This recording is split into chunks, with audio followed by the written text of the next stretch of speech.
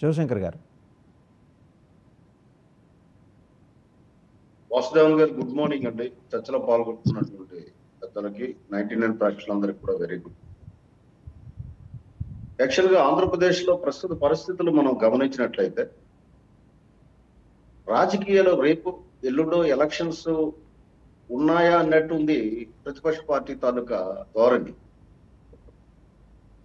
ఒక సంవత్సరం అయింది, ప్రజలు పట్టం కట్టారు కూటమి ప్రభుత్వంకి. ఈ సంవత్సరం కూడా అధికారం లేకుండా ఉండలేకపోతున్నారు. అంటే ఒక రకంగా చెప్పాలంటే విశ్వసలాడిపోతున్నారు. ఎలాగైనా సరే ఈ ప్రభుత్వాన్ని డీఫేమ్ చేసి అన్పాపులర్ చేయాలి అన్నది ఒక కుట్రపూరితమైనటువంటి ఆలోచనతో వెళ్తున్నారు తప్ప ప్రజాస్వామ్యంలో ఎప్పుడూ కూడా మనం చేసే యాక్టివిటీస్, కార్యక్రమాలు ప్రజలు గమనిస్తారు. ప్రజలు గమనించి వాళ్ళ తీర్పు చాలా సైలెంట్గా ఇస్తారన్న విషయాన్ని వాళ్ళు మర్చిపోతున్నారు. మొన్న ఎలక్షన్స్ లో ఆ రిజల్ట్ వాళ్ళు చవి చూశారు కూడా. వాళ్ళెవ్వరూ కూడా మేము ఓడిపోతామని ఆ రోజు అనుకోలేదు. మనం డిబేట్ లో అనేక సందర్భాల్లో మనం మాట్లాడుకున్నాం.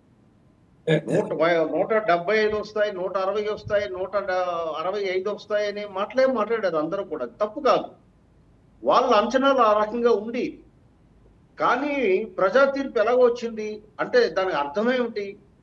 అది వాళ్ళు అర్థం చేసుకొని ఈ పార్టీ గమనం ఎలాగుండాలి, తీరు ఎలాగుండాలి అన్నది ఒక సంస్కరణ వాదం అన్నది ఆ పార్టీలో లేదండి. కేవలం హింసా ప్రభుత్వం మీద ఆధారపడి లేదు అంటే ఏదో గలాటాలు చేద్దాము అనుకుంటే కుదరదని నిన్న పవన్ కళ్యాణ్ గారు ఖచ్చితంగా చెప్పడం జరిగింది. మనందరం విన్నాం. ఇది మెతక ప్రభుత్వం కాదు అని చెప్పడం వెనక చాలా భావుకత ఉంది, చాలా బలమైనటువంటి ఆలోచన ఉంది. ఎందుకంటే ఏ రకంగా ఆలోచిస్తున్నారు ప్రతిపక్ష పార్టీ అన్నది అర్థమవుతా ఉన్నది. కాబట్టి అది ఒక రకంగా చెప్పాలంటే ఒక సున్నితమైన హెచ్చరిక లాంటిదే. ఇది అభివృద్ధి చేయడానికి వచ్చినటువంటి ప్రభుత్వము, దాన్ని ఆటంకపరచకండి.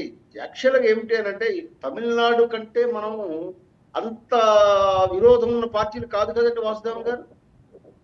తమిళనాడులో వాళ్ళు ఎలక్షన్స్ తరువాత మళ్ళీ ఎలక్షన్స్ వచ్చినంత వరకు కూడా ఈ రకమైన ఎన్విరాన్మెంట్ అక్కడ ఉండదండి. వాళ్ళు కేవలం ఆ రాష్ట్ర అభివృద్ధి, ఆ రాష్ట్ర సంక్షేమము, ఆ రాష్ట్ర తాలూకా ఇమేజ్ దృష్టిలో పెట్టుకుని అక్కడ అన్ని పార్టీలు ప్రవర్తిస్తాయి. కానీ దురదృష్టవశాత్తు ప్రస్తుత ఈ పార్టీ ఏమిటో అర్థం కావట్లేదు. దీనికి ఒక డైరెక్షన్ లెస్సా లేదంటే రాంగ్ డైరెక్షనా నాకైతే ఏం అర్థం కావటంలా. శివశంకర్ గారు ఒక ప్రశ్న.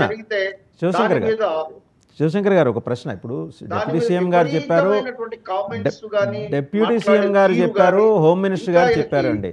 శివశంకర్ గారు ఒక నిమిషం. వినపడుతుందండి? శివశంకర్ గారు ఒక నిమిషం. డిప్యూటీ సీఎం గారు, హోమ్ మినిస్టర్ గారు ఇద్దరు ఒక విషయాన్ని ఎండార్స్ చేశారు. ఏంటంటే అసాంఘిక శక్తుల. ఆడియో క్లియర్గా ఉందండి, ఒకసారి చెక్ చేసుకుంటారా? రైట్, మళ్ళీ మీ దగ్గరకు వస్తా. ఈ లోపల ఒకసారి రీసెట్ చేసుకోండి. ఈ లోపల జూపూడి ప్రభాకర్ రావు గారి దగ్గరికి వెళ్ళే ముందు మాజీ మంత్రి బొత్స సత్యనారాయణ గారు ఏం మాట్లాడారో చూద్దాం, చూసి వారి దగ్గరికి వెళ్దాం. చనిపోయిన మాట వాస్తవం, యాక్సిడెంట్ జరిగిన మాట వాస్తవం. ఆ స్వయాన్న ఎస్పీ గారే ప్రకటించారు. ఏమని?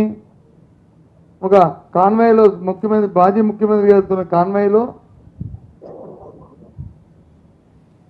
ఉన్న ఆ కాన్వాయ్ వెహికల్ కాకుండా